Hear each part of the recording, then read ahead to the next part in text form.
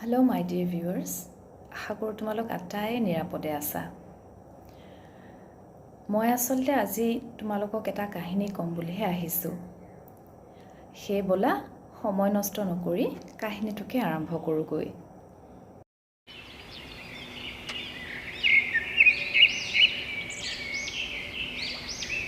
সেইদিনাখন স্কুললৈ বুলি ওলাওঁতে মোৰ বৰ পলম হৈছিল আৰু জানানে মই যে কিমান ভয় খাই আছিলোঁ।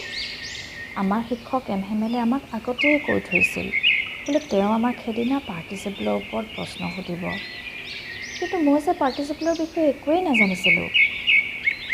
এবাৰৰ কাৰণে ভাবিলোঁ আজি স্কুললৈ নগৈ দিনটো বাহিৰতে কটাই দিওঁ নেকি। কি যে উজ্জ্বল মনোমোহা দিন আছিল সেইটো। হাবি দাঁতি চৰাই কলকাকলিৰে মুখৰিত হৈ আছিল আৰু কাঠফলা কলটোৰ পাছফালৰ মুকলি পথাৰখনত প্ৰুছিয়ান সৈন্যসকলে নিজৰ কুচকাৱাজত ব্যস্ত আছিল। পাৰ্টিচিপেলৰ নিৰস কথাবোৰতকৈ এই দৃশ্যবোৰ যে মোৰ কাৰণে কিমান বেছি আকৰ্ষণীয় আছিল। কিন্তু কি কৰিবা, অৱশেষত নিজৰ মনটোক বুজাই বঢ়াই মই স্কুললৈ বুলিয়েই ৰাওনা হ'লোঁ। মই যেতিয়া টাউন হলটো পাৰ হ'ব ধৰিছিলোঁ, দেখা পালোঁ বুলেটিন বৰ্ডখনৰ সন্মুখত ডাঙৰ এটা মানুহৰ জুম। যোৱা 2 বছৰে এই বৰ্ডখনৰ পৰা আমি কেৱল বেয়া খবৰবোৰেই পাই আহিছিলোঁ। যুদ্ধত হৰাৰ খবৰ, বাধ্যতামূলকভাৱে সৈন্যবাহিনীত যোগদান কৰিবলগীয়া মানুহবিলাকৰ নামৰ তালিকা আৰু লগতে কমাণ্ডিং অফিচাৰসকলৰ আদেশসমূহ। সেইকাৰণে সেইদিনা যেতিয়া মই ইমানবোৰ মানুহক ন'টিছ পঢ়ি থকা দেখিলোঁ, মনতে ভাবিলোঁ এইবাৰ বা আকৌ কি হ'ল। মোক খৰধৰকৈ পাৰ হোৱা দেখি আমাৰ গাঁৱৰ যে কমাৰজন ৱাষ্টাৰ, তেওঁ পাছফালৰ পৰা মাত দিলে, হেৰা ল'ৰাটো, ইমান খৰধৰকৈ নগ'লেও হ'ব তুমি। স্কুল গৈ পাবলৈ তোমাৰ হাতত ঢেৰ সময় আছে। কিন্তু মই ভাবিলোঁ যিহেতু মোৰ ইতিমধ্যেই বহুত পলম হৈছে, নিশ্চয়কৈ তেওঁ মোক ঠাট্টা কৰিছে, আৰু সেয়েহে একে উশাহে লৰ মাৰি শিক্ষক এমহেমেলৰ সৰু বাগিচাখনত সোমালোগৈ। সাধাৰণতে যেতিয়া স্কুল আৰম্ভ হয়, কি যে এক হুলস্থুলীয়া পৰিৱেশ। ল'ৰা ছোৱালীবোৰে ডেস্ক বেঞ্চ টনা আজোৰা কৰাৰ শব্দ, কোনেও কাৰো মাত নুশুনা অৱস্থাৰ পৰা ৰক্ষা পাবলৈ কাণত হাত দি চিঞৰি চিঞৰি পাঠ আওৰোৱাৰ শব্দ, আৰু লগতে শিক্ষকৰ ভয়ংকৰ এছাৰি পাতেৰে টেবুলত মৰিওৱাৰ শব্দ। কিন্তু সেইদিনাখন যে এইবোৰ একোৱেই নাছিল। মইতো পৰিৱেশটো হুলস্থুলীয়া হৈ থাকিলেই ভাল পালোহেঁতেন, কাৰণ তেতিয়া মই লাহে লাহে কোনেও মন নকৰাকৈ শ্ৰেণীকোঠাত নিজৰ স্থান ল'বগৈ পাৰিলোহেঁতেন। কিন্তু সেইদিনা যে সেইবোৰ একোৱেই নাছিল। এনে লাগিছিল যেন সেইটো এটা দেওবাৰৰ ৰাতিপুৱাহে। খিৰিকীয়েদি মই দেখা পালোঁ মোৰ লগৰীয়াসকল ইতিমধ্যেই নিজৰ স্থানত বহি পৰিছিলগৈ, আৰু শিক্ষক এমহেমেলে তেওঁৰ এছাৰি পাত হাতত লৈ ইফালৰ পৰা সিফাললৈ অহা যোৱা কৰি আছিল। সকলোৰে সন্মুখেৰে শ্ৰেণীকোঠাত সোমাই যোৱাটো মোৰ কাৰণে যে কি অস্বস্তিকৰ আছিল। তোমালোকে বাৰু কল্পনা কৰিব পাৰিছানে মই কিমান লাজ পাইছিলোঁ আৰু কিমান ভয় খাই আছিলোঁ? পিছে মই ভবাৰ দৰে ভয় খাবলগীয়া একো নঘটিল। এমহেমেলে মোক দেখি মৰমেৰে ক'লে, সোনকালে নিজৰ ঠাইত লোৱাগৈ অকণমানি ল'ৰাটো, আমি তুমি নোহোৱাকৈয়ে পাঠ আৰম্ভ কৰিব লৈছিলোঁ। মই লৰা ঢপৰাকৈ গৈ নিজৰ স্থানত বহি পৰিছিলোঁ। কিছু সময়ৰ পাছত যেতিয়া মোৰ ভয় কিছু শাম কাটিল, দেখিলোঁ কি আমাৰ শিক্ষকেচোন সেইদিনা তেওঁৰ সুন্দৰ পোছাকযোৰ পিন্ধি আছিল। সেউজীয়া কোট চোলা, কোচ খুৰোৱা কামিজ আৰু সুন্দৰ চিলাইৰ কাম থকা অকণমানি চিল্কৰ কলা টুপিটোৰে সৈতে এই পোছাকযোৰ তেওঁতো বিদ্যালয়ৰ পৰিদৰ্শনৰ দিন বা বঁটা বিতৰণি দিনৰ বাদে বেলেগ দিনত কেতিয়াও নিপিন্ধিছিল। লগতে বিদ্যালয়খন সেইদিনা বৰ আচৰিত আৰু গম্ভীৰ যেন ভাৱ হৈছিল। কিন্তু যিটো কথাই মোক আটাইতকৈ আচৰিত কৰিছিল সেইটো কি আছিল জানানে? আমাৰ শ্ৰেণীকোঠাৰ পিছফালৰ বেঞ্চবোৰ, যিবোৰ সদায়েই খালী হৈ থাকিছিল, সেইদিনাখন সেইবোৰতচোন আমাৰ গাঁৱৰ মানুহবোৰ মনে মনে বহি আছিল। তিনিকুণীয়া টুপিটো পিন্ধি হাউচাৰ নামৰ বৃদ্ধজন, আগৰ মেয়ৰজন, আগৰ পোষ্টমাষ্টাৰজন আৰু লগতে আন কেইবাজনো। হাউচাৰৰ হাতত এখনি আওপুৰণি কুঁহিপাত আছিল, যিখনৰ দাঁতিবোৰ ক্ষয় গৈ অৱস্থা নোহোৱা হৈছিল। তেওঁ এই ওৱলি যোৱা কিতাপখন নিজৰ কোলাত মেলি থৈছিল। এই আচহুৱা পৰিৱেশটোৰ কথা গুণাগথা কৰি থাকোঁতেই কিছু সময়ৰ আগতে শুনিবলৈ পোৱা গুৰু গম্ভীৰ মাতটোৰে এমহেমেলে পুনৰ ক'বলৈ আৰম্ভ কৰিলে। ল'ৰাহঁত, এইটোৱেই হৈছে মই তোমালোকক পঢ়াবলগীয়া শেষ পাঠ।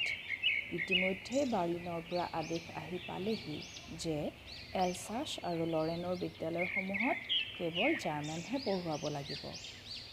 অহাকাইলৈ নতুন শিক্ষকজন পাবহি। সেয়েহে মই তোমালোকে আজিৰ ক্লাছত খুব মনোযোগী হ'বা বুলি আশা কৰিছোঁ। এই কথাকেইটা শুনি মোৰ মূৰত যেন বজ্ৰপাতহে পৰিল। অহো, বদমাছবোৰে তাৰমানে তাকেহে টাউন হলত জাননী আঁৰি ৰাখিছিল। মোৰ ফ্ৰেঞ্চ ভাষাৰ শেষ পাঠ, কিন্তু মইচোন ফ্ৰেঞ্চ লিখিবই নাজানো। তেতিয়াহ'লে আৰু শিকিবলৈ নাপামেই, ইয়াতে ৰৈ যাব লাগিব। কিয় যে মই নিজৰ পাঠবোৰ শিকা নাছিলোঁ? কিয়নো বাৰু মই পঢ়া শুনা নকৰি অনাই বনাই ঘূৰি ফুৰিছিলোঁ, কেতিয়াবা চৰাইৰ বাঁহত কণী বিচাৰি আৰু কেতিয়াবা চাৰ নদীত সাঁতুৰি।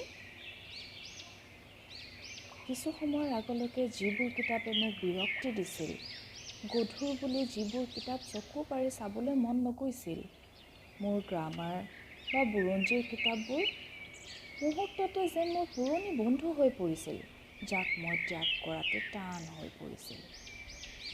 আৰু শিক্ষক এমহেমেল, যেতিয়া গম পালোঁ যে তেওঁ আমাক এৰি যাবলৈ ওলাইছে, দুনাই আৰু তেওঁক কেতিয়াও দেখা নাপাম, এই কথাটোৱে এছাৰিডালৰ সৈতে তেওঁৰ ভয়ংকৰ ৰূপটোৰ কথা মোক পাহৰাই দিছিল।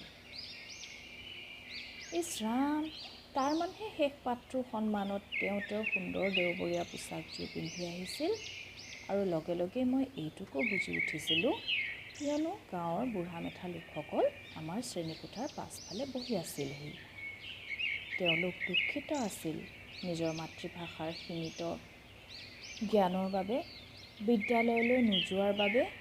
সেয়েহে এইদৰে আহি তেওঁলোকে সন্মান প্ৰদৰ্শন কৰিব বিচাৰিছিল 40 বছৰ ধৰি আমাৰ বিদ্যালয়ত শিক্ষকতা কৰা আমাৰ শিক্ষকজনৰ লগতে সেই দেশখনকো, যিখন আৰু তেওঁলোকৰ হৈ থকা নাছিল। মই এইবিলাক ভাবি থাকোঁতেই শিক্ষকে মোৰ নাম মতা শুনিলোঁ। পাৰ্টিচিপেলৰ বিষয়ে কোৱাৰ পাল পৰিছিল মোৰ। স্পষ্ট আৰু শুদ্ধকৈ কথাবোৰ যদি মই ক'ব পাৰিলোহেঁতেন, কিন্তু নাই, আৰম্ভণিতেই খেলিমেলিখন লাগিল আৰু মই তলমূৰ কৰি থিয় হৈ থাকিলোঁ। মোৰ বুকুখন বৰকৈ ধপধপাইছিল আৰু ওপৰলৈ মূৰ দাঙি চাবলৈ মোৰ সাহস হোৱা নাছিল।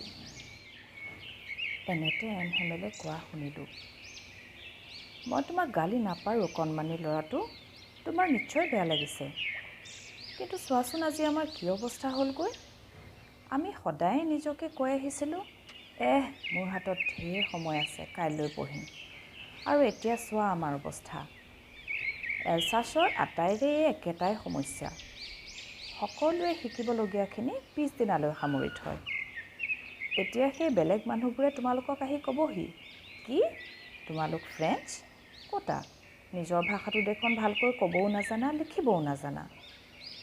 কিন্তু তুমিয়ে এই ক্ষেত্ৰত সকলোতকৈ বেছি দোষী নহয়। আমাৰ সকলোৰে ক'ৰবাত নহয় ক'ৰবাত দোষ আছে। তোমালোকৰ মা দেউতাহঁতে তোমালোকৰ পঢ়াক লৈ একেবাৰে সচেতন নাছিল। তাতকৈ খেতি বাতি বা কাৰখানাৰ কামত লাগি ঘৰলৈ দুপইচা উপাৰ্জন কৰি অনাটোতহে তেওঁলোক আগ্ৰহী আছিল। আৰু মোৰ গাত কিবা দুখ নাইনে? প্ৰায়ে স্কুল চলি থকা সময়ত মই তোমালোকৰ পঢ়া ক্ষতি কৰি ফুলনিত পানী দিবলৈ দিয়া নাছিলোঁ জানো? আৰু যিদিনাখনেই মই বৰশী বাবলৈ যাব খুজিছিলোঁ, মইচোন স্কুল ছুটিয়েই দি দিছিলোঁ। ইয়াৰ পাছত তেওঁ বিভিন্ন কথা ক'বলৈ লাগিল। তেওঁ আমাক ফ্ৰেঞ্চ ভাষাৰ বিষয়ে ক'লে যে ই পৃথিৱীৰ ভিতৰতে আটাইতকৈ শুৱলা ভাষা, স্পষ্ট আৰু যুক্তিপূৰ্ণ। তেওঁ আমাক মাতৃভাষাৰ গুৰুত্বৰ বিষয়ে বুজাই কৈছিল যে আমি ভাষাটোক নিজৰ মাজত জীয়াই ৰাখিবই লাগিব, নহ'লে আমি সঁচা অৰ্থত পৰাধীন হৈ ৰ'ম। তাৰপিছত তেওঁ আমাক ব্যাকৰণ পঢ়ুৱাবলৈ লাগিল। মই আচৰিত হৈছিলোঁ এইটো মন কৰি যে সেইদিনাখন প্ৰতিটো কথা দেখোন মই সলসলীয়াকৈ বুজি পাইছিলোঁ। মই ভাবোঁ সেইদিনাৰ দৰে মনোযোগ মই শ্ৰেণীত আনকালে কাহানিও দিয়া নাছিলোঁ। আৰু এমেলেও হয়তো কথাবিলাক ইমান সুন্দৰকৈ বুজাবলৈ আনদিনা ইমান চেষ্টা কৰা নাছিল। এনে লাগিছিল দুৰ্ভগীয়া মানুহজনে তেওঁৰ সমস্ত জ্ঞান সেইকণ সময়তেই আমাৰ মূৰত সুমুৱাই দিবলৈ আপ্ৰাণ চেষ্টা চলাইছিল। ব্যাকৰণৰ পাছত আমাৰ হাতৰ আখৰৰ অনুশীলনৰ পাঠ আছিল। সুন্দৰ গোট গোট আখৰেৰে লিখা শব্দকেইটা আছিল ফ্ৰান্স এলছাছ, ফ্ৰান্স এলছাছ। এনে লাগিছিল যেন শ্ৰেণীকোঠাত সেই শব্দকেইটা আমাৰ জাতীয় পতাকাখন হৈহে উৰিছিল। তোমালোকে দেখিব লাগিছিল কেনেকৈ আটায়ে নিজৰ নিজৰ কামত মন দিছিল আৰু গোটেই পৰিৱেশটো কিমান নীৰৱ আছিল। কেৱল কলমেৰে খচখচকৈ লিখাৰ শব্দহে শুনা গৈছিল। এপাকত কেইটামান গোবৰুৱা ভিতৰলৈ সোমাই আহিছিল। কিন্তু কোনেও, মই কৈছোঁ নহয়, কোনেও একেবাৰে সৰুকেইটাই সিহঁতলৈ ঘূৰিয়েই নাচালে। ঘৰৰ চালত পাৰই ৰুণ দিয়াৰ মৃদু শব্দ শুনিবলৈ পাই মই মনতে ভাবিলোঁ, সিহঁতে এতিয়া চৰাইবোৰকো জাৰ্মান ভাষাত গীত গাবলৈ লগাব নেকি?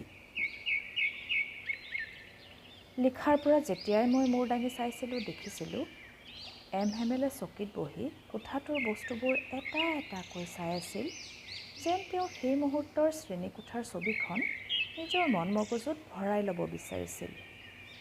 কল্পনা কৰাচোন, 40 বছৰে তেওঁ সেই একেধৰণে একে ঠাইত, খিৰিকীৰ বাহিৰত তেওঁৰ বাগিচাখন আৰু সন্মুখত তেওঁৰ শ্ৰেণীটো। সলনি হোৱাৰ ভিতৰত কেৱল ডেস্ক বেঞ্চবোৰ ক্ষয় গৈ পুৰণি হৈছিল, বাগিচাৰ আখ্ৰুত গছবোৰ বাঢ়ি ওখ হৈছিল আৰু তেওঁ ৰোৱা লতাজোপা খিৰিকীৰ কিনাৰেদি বগাই গৈ ধচ পাইছিলগৈ। এই সকলোবোৰ এৰি থৈ যোৱাৰ কথা ভাবি আৰু ওপৰ মহলাৰ কোঠাত তেওঁৰ ভনীয়েকে বয়-বস্তু সামৰি থকাৰ শব্দবোৰ শুনি তেওঁ নিশ্চয়কৈ বুকুখন ভাগি গৈছিল। কিন্তু তথাপি তেওঁৰ প্ৰতিটো পাঠ ধৈৰ্য সহকাৰে সামৰাৰ দৃঢ়তা আছিল। আমাৰ বুৰঞ্জী পাঠৰ পিছতেই সৰুবিলাকে জোটাই জোটাই আখৰ পঢ়িবলৈ লাগিল। পিছফালে বহি থকা বৃদ্ধ হাউচাৰেও চশমা পিন্ধি দুয়ো হাতেৰে কুঁহিপাতখন ধৰি সিহঁতৰ লগতে বানানবোৰ আওৰাবলৈ লাগিল। তেওঁৰ মাতটো আৱেগত কঁপি কন্দনামুৱা হৈ পৰিছিল। শুনিবলৈ ইমান যে হাঁহি উঠা হৈছিল আমাৰ সকলোৰে হাঁহিবলৈ আৰু একে সময়তে কান্দিবলৈও মন গৈছিল। কি সুন্দৰকৈ মোৰ মনত আছে সেই শেষ পাঠৰ দিনটো। হঠাৎ গীৰ্জাত 12 বজাৰ ঘণ্টা পৰিল। তাৰ পাছতে গীৰ্জাঘৰৰ প্ৰাৰ্থনা। একে সময়তে ড্ৰিলৰ পৰা ঘূৰি অহা প্ৰুছিয়ান সৈন্যসকলৰ ট্ৰাম্পেট বজোৱাৰ শব্দও খিৰিকীৰে বাহিৰত শুনা গ'ল। এমেল বহাৰ পৰা উঠিল। তেওঁ গোটেই মানুহজন হেতা পৰি গৈছিল। তেওঁ ক'বলৈ আৰম্ভ কৰিলে, মোৰ বন্ধুহঁত, মই কিন্তু কিহবাই যেন তেওঁৰ ডিঙিত সোপা মাৰি ধৰিছিল। তেওঁ কথাখিনি সম্পূৰ্ণ কৰিব নোৱাৰিলে। তেওঁ বৰ্ডৰ ফালে ঘূৰি আৰু চক এটুকুৰা হাতত লৈ সৰ্বশক্তি প্ৰয়োগ কৰি যিমান পাৰি সিমান ডাঙৰকৈ ফ্ৰান্স দীৰ্ঘজীৱী হওক বুলি লিখিলে। তাৰ পাছত তেওঁ ৰৈ মূৰটো বেৰত আওজাই মুখেৰে একো নমতাকৈ হাতেৰে ইংগিতেৰেই আমাক বুজালে, স্কুল ছুটি হৈছে, তোমালোক যাব পাৰা। তোমালোকে তেতিয়াহ'লে কাহিনীটো উপভোগ কৰিলা। ফ্লেমিঙ্গো নামৰ ইংৰাজীৰ পাঠ্যপুথিখনতো এই কাহিনীটো সন্নিৱিষ্ট হৈছে। 1873 চনতে মূল ফ্ৰেঞ্চ ভাষাত প্ৰকাশিত এলফন্স ডডি নামৰ লিখকজনৰ এই কাহিনীটোৰ প্ৰাসংগিকতা হয়তো কেতিয়াও লোপ নাপাব। কিয়নো ইয়াৰ বিষয়বস্তু হৈছে মাতৃভাষা তথা মাতৃভূমিৰ প্ৰতি গভীৰ স্নেহ আৰু শ্ৰদ্ধা। অন্য বহুতৰ দৰেই মোৰো এই কাহিনীটো খুবেই প্ৰিয়। তোমালোকৰো কেনেকুৱা লাগিল কাহিনীটো নিশ্চয়কৈ মোক জনাবা। Thank you so much for watching. Hope to see you soon.